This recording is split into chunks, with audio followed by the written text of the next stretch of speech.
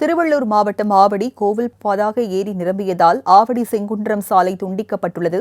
இதுகுறித்த கூடுதல் தகவல்களை எமது செய்தியாளர் விநாயகமூர்த்தி வழங்க கேட்கலாம். விநாயகமூர்த்தி, ஏரி நிரம்பியதால் சாலை துண்டிக்கப்பட்டதாக சொல்லப்படுகிறது. அங்குள்ள மக்களுக்கு எச்சரிக்கை விடுக்கப்பட்டிருக்கா? விவரங்கள் என்ன? வணக்கம் ராஜலட்சுமி. பெஞ்சல் புயல் காரணமாக திருவள்ளூர் மாவட்டத்தில் பரவலாக நேற்று முதல் கனமழை பெய்து வந்த நிலையில் ஆவடியில் 24 சென்டிமீட்டர் மழை பதிவாகியுள்ளது. இதன் காரணமாக தாழ்வான இடங்களில் மழைநீர் தேங்கி நின்ற நிலையில் ஆவடி அடுத்த கோவில் பதாக ஏரி முழுவதும் கொள்ளளவை எட்டியுள்ளது.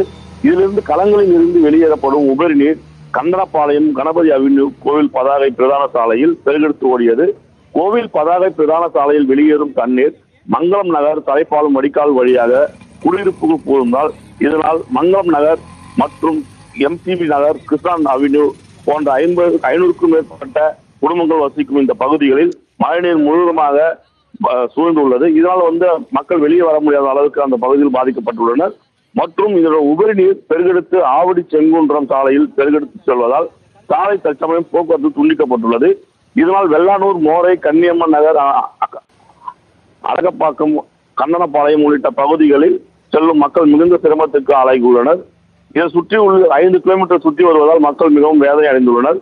இதனால் சாலையில் வெள்ளத்தில் பொதுமக்கள் சிக்காமல் இருக்க போலீசார் தடுப்புகளை அமைத்து வாகனங்களை திருப்பி அனுப்பி வைத்து வருகின்றனர். அதனையும் மீறி இருசக்கர வாகனத்தில் ஆபத்தான முறையில் பயணம் கொண்ட ஒரு நபர் வெள்ளத்தில் அடித்துக் கொண்டு போய் நிலை தடுமாறி கீழே விழுந்த சம்பவம் அப்பகுதியில் பெரும் பரபரப்பை ஏற்படுத்தியுள்ளது. ராஜலட்சுமி, விவரங்களை வழங்கியதற்கு நன்றி.